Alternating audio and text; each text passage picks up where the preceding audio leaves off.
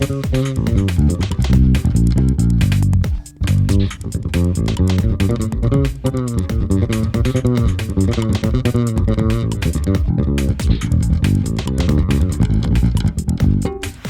back to musictrainer.com. So now I'm going to talk to you a little bit about the fretless bass guitar.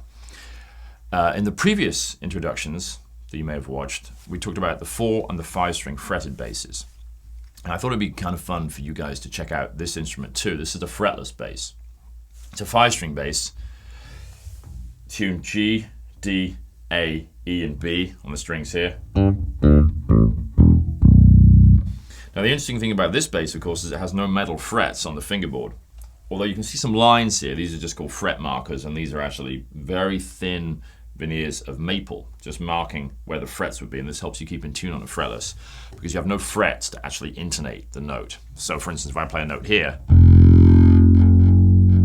move it very easily in and out of tune. Just by moving my finger, because there's no metal fret there keeping me in tune. Now with a fretless, it's a really interesting sound. This can be used in a jazz context very effectively, sometimes on ballads.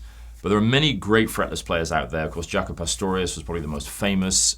Pino Palladino played some great fretless bass work in the 80s and 90s with Paul Young, for instance, and became really known for his fretless sound, although nowadays he's playing more fretted bass, interestingly enough. Gary Willis is a great fretless bass player too. And one of the great things about this instrument is it really allows a lot of expressiveness on the instrument, because you can shape the sound with your left hand a great deal. Let me show you.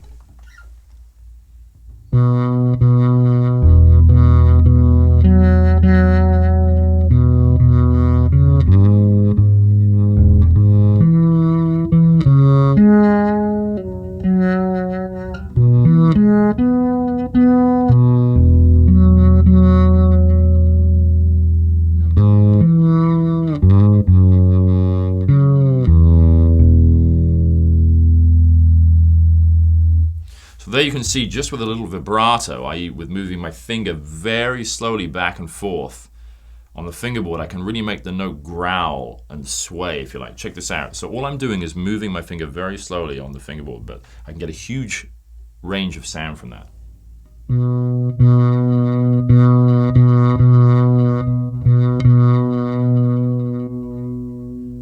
And this can be really effective if you're playing more melodically or playing a solo, for instance.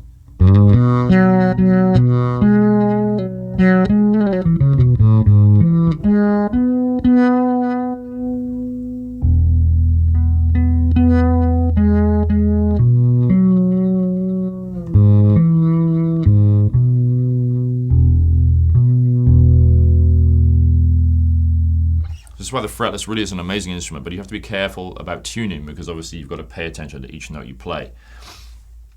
Also, a fretless can sound very effective playing more aggressive music too as well, because the growl in the note and the expressiveness you can get by just moving your fingers slightly really add an extra tonal color to your playing. Let me give you some examples.